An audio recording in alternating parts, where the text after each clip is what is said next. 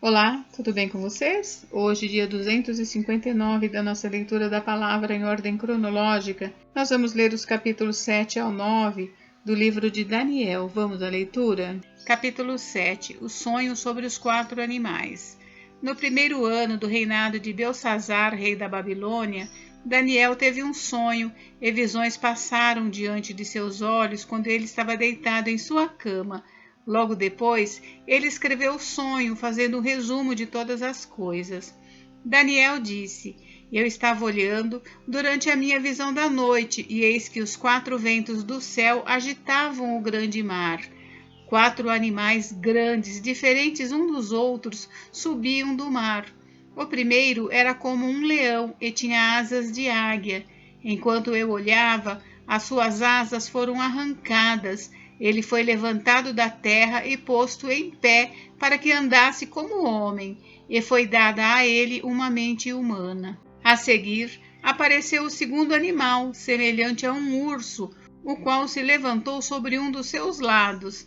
Na boca, entre os dentes, trazia 3 costelas, e lhe diziam: Levante-se e devore muita carne. Depois disto, continuei olhando, e eis que apareceu outro animal semelhante a um leopardo. Tinha nas costas 4 asas de ave. Este animal tinha também 4 cabeças, e foi-lhe dado domínio. Depois disto, eu continuava olhando nas visões da noite, e apareceu o 4º animal, terrível, espantoso e muito forte. Tinha grandes dentes de ferro. Ele devorava, fazia em pedaços e pisava com os pés o que sobrava. Era diferente de todos os animais que apareceram antes dele, e tinha 10 chifres. Enquanto eu observava os chifres, eis que entre eles subiu outro chifre pequeno, diante do qual 3 dos primeiros chifres foram arrancados, e eis que neste chifre havia olhos como olhos de ser humano, e uma boca que falava com arrogância. A visão de Deus. Continuei olhando até que foram postos uns tronos e o ancião de dias se assentou. Sua roupa era branca como a neve, e os cabelos da cabeça eram como a lã pura. O seu trono eram chamas de fogo, e as rodas do trono eram um fogo ardente. Um rio de fogo manava e saía de diante dele. Milhares de milhares o serviam, e milhões de milhões estavam diante dele. Foi instalada a sessão do tribunal e foram abertos os livros. Continuei olhando por causa do som das palavras arrogantes que o chifre proferia. Fiquei olhando e vi que o animal foi morto e o seu corpo foi destruído e entregue para ser queimado. Quanto aos outros animais, foi-lhes tirado o domínio, mas foi-lhes dada prolongação de vida por um prazo e um tempo. Eu estava olhando nas minhas visões da noite, e eis que vinha com as nuvens do céu alguém como um filho do homem. Ele se dirigia ao ancião de dias e o fizeram chegar até ele. Foi-lhe dado o domínio, a glória e o reino, para que as pessoas de todos os povos, nações e línguas o servissem.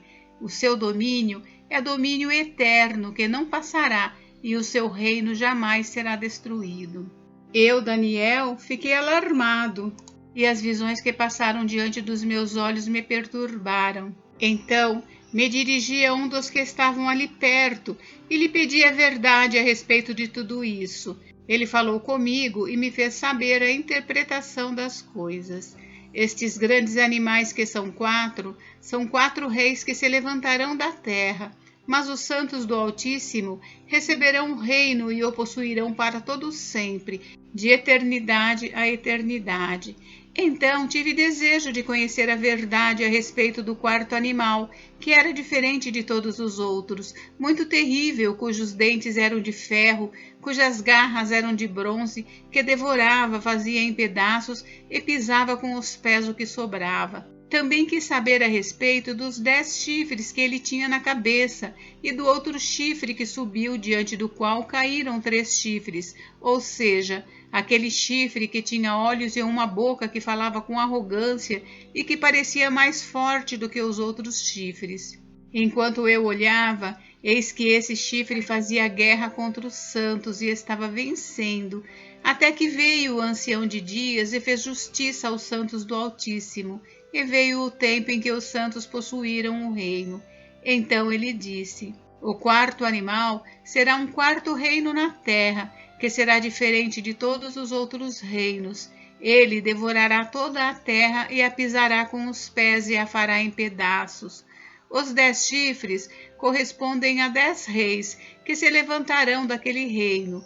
Depois deles se levantará outro rei, que será diferente dos primeiros, e derrotará 3 reis. Ele falará contra o Altíssimo, oprimirá os santos do Altíssimo, e tentará mudar os tempos e a lei. E os santos serão entregues nas mãos dele por um tempo, tempos e metade de um tempo. Mas depois será instalada a sessão no tribunal para lhe tirar o domínio, para destruir e o consumir até o fim. O reino, o domínio e a majestade dos reinos debaixo de todo o céu serão dados ao povo dos santos do Altíssimo. O seu reino será um reino eterno, e todos os domínios o servirão e lhe obedecerão. Aqui termina a explicação. Quanto a mim, Daniel, os meus pensamentos muito me perturbaram, e o meu rosto se empalideceu, mas guardei estas coisas em meu coração. Capítulo 8. A visão sobre um carneiro e um bode. No 3º ano do reinado do rei Belsazzar, eu, Daniel, tive uma visão. Isso aconteceu depois daquela visão que eu tive anteriormente. Quando tive a visão, parecia que eu estava na cidadela de Suzã, que fica na província de Elão. Nesta visão, eu estava junto ao rio Ulai. Levantei os olhos e eis que diante do rio estava um carneiro que tinha 2 chifres. Os 2 chifres eram compridos, mas um era mais comprido do que o outro, e o mais comprido apareceu por último. Vi que o carneiro dava chifradas para o oeste, para o norte e para o sul, e nenhum animal podia resistir a ele, nem havia quem pudesse livrar-se do seu poder. Ele fazia o que bem queria, e assim se engrandeceu cada vez mais. Enquanto eu procurava entender isso, eis que um bode vinha do oeste percorrendo toda a terra, mas sem tocar no chão. Esse bode tinha um chifre bem visível entre os olhos. Foi na direção do carneiro que tinha os 2 chifres que eu tinha visto diante do rio e correu contra ele com todo o seu furioso poder. Eu vi quando o bode chegou perto do carneiro e, enfurecido contra ele, o atacou e lhe quebrou os 2 chifres. O carneiro não tinha força para resistir ao bode. O bode jogou o carneiro no chão e o pisou com os pés, e não houve quem pudesse livrar o carneiro do poder do bode. O bode se engrandeceu cada vez mais, porém, quando estava no auge do seu poder, o seu grande chifre foi quebrado, e em seu lugar saíram 4 chifres bem visíveis, que cresceram na direção dos 4 ventos do céu. De um deles saiu um chifre pequeno que se engrandeceu na direção do sul, do leste e da terra gloriosa. Ele se engrandeceu tanto que alcançou o exército dos céus, lançou por terra alguns desse exército e das estrelas e os pisou com os pés.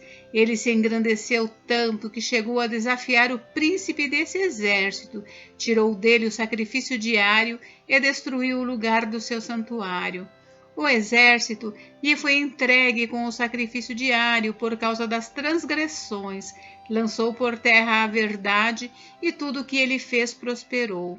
Depois, ouvi um santo que falava, e outro santo lhe perguntou: até quando vai durar a visão do sacrifício diário suprimido e da transgressão desoladora? Até quando o santuário e o exército ficarão entregues para que sejam pisados aos pés?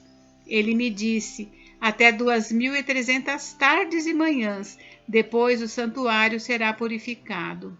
Depois que tive a visão, eu, Daniel, procurei entendê-la. Foi quando se apresentou diante de mim um ser que tinha a aparência de homem. Eu ouvi uma voz de homem que vinha das margens do rio Ulai e que gritou assim: Gabriel, explica a visão a este homem. Ele veio para perto de onde eu estava. Quando chegou, fiquei com muito medo e caí com o rosto em terra, mas ele me disse: Filho do homem, você precisa entender que esta visão se refere ao tempo do fim. Ele ainda falava comigo quando caí sem sentidos, com o rosto em terra. Ele, porém, me tocou, me pôs de pé e disse: Eis que vou lhe contar o que há de acontecer no último tempo da ira, porque esta visão se refere ao tempo determinado do fim. Aquele carneiro com 2 chifres que você viu são os reis da Média e da Pérsia. O bode peludo é o rei da Grécia, e o chifre grande entre os olhos é o primeiro rei.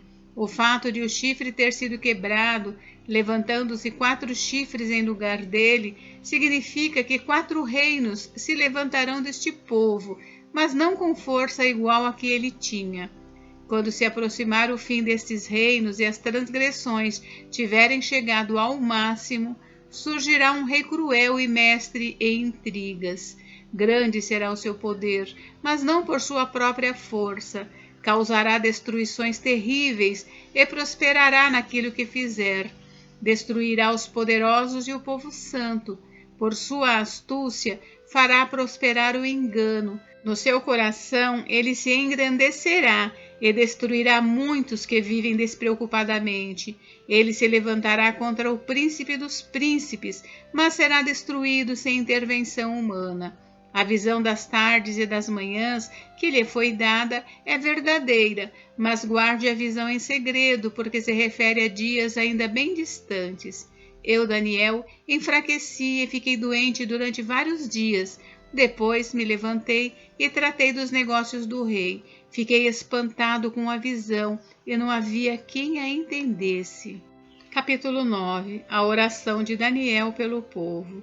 No primeiro ano do reinado de Dario, filho de Assuero, da linhagem dos Medos, que foi constituído rei sobre os caldeus, no primeiro ano do seu reinado, eu, Daniel, entendi pelos livros que, de acordo com o que o Senhor havia falado ao profeta Jeremias, a desolação de Jerusalém iria durar 70 anos.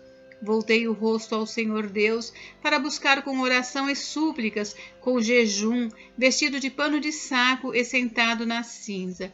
Orei ao Senhor meu Deus e fiz a seguinte confissão: Ah, Senhor Deus grande e temível, que guardas a aliança e a misericórdia para com os que te amam e guardam os teus mandamentos. Nós temos pecado e cometido iniquidades.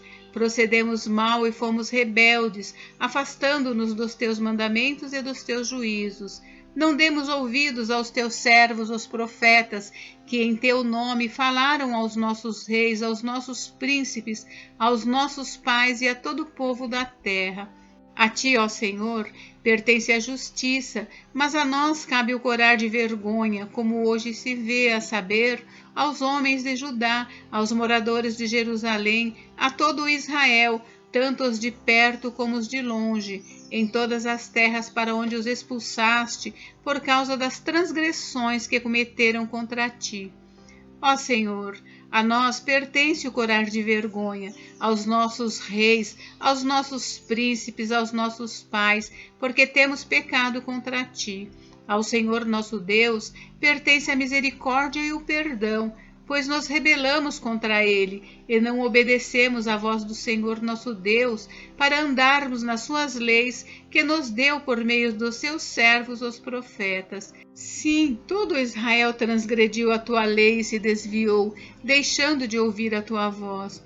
Por isso, as maldições que estão escritas na lei de Moisés, servo de Deus, e que foram confirmados com juramento, se derramaram sobre nós, porque pecamos contra ti.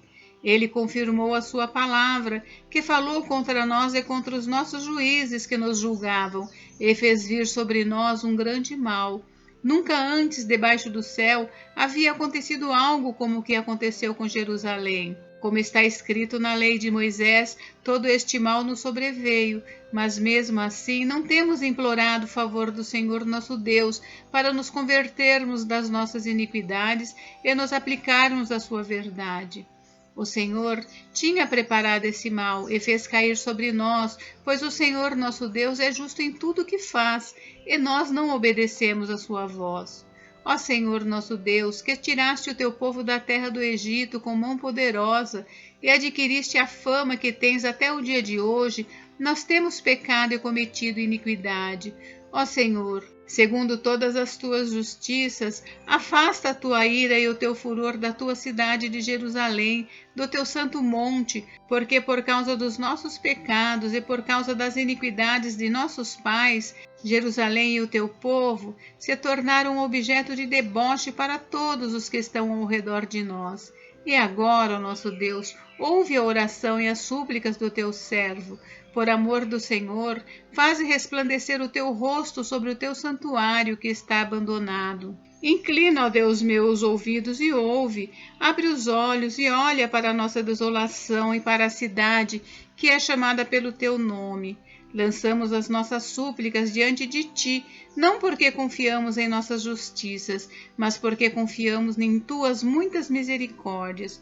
Ó Senhor, ouve. Ó Senhor, perdoa. Ó Senhor, atende-nos e age. Não te demores por amor de ti mesmo, meu Deus, porque a tua cidade e o teu povo são chamados pelo teu nome.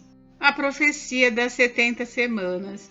Enquanto eu ainda falava, confessava o meu pecado e o pecado do meu povo de Israel, e lançava a minha súplica diante do Senhor meu Deus pelo monte santo do meu Deus. Sim, enquanto eu assim orava, Gabriel, o homem que eu tinha visto na minha visão anterior, veio rapidamente voando e tocou em mim. Era a hora do sacrifício da tarde. Ele queria instruir-me, falou comigo e disse: Daniel, agora eu vim para dar a você inteligência e discernimento. Quando você começou a fazer as suas súplicas, foi dada uma ordem e eu vim para explicar tudo a você, porque Deus o ama muito.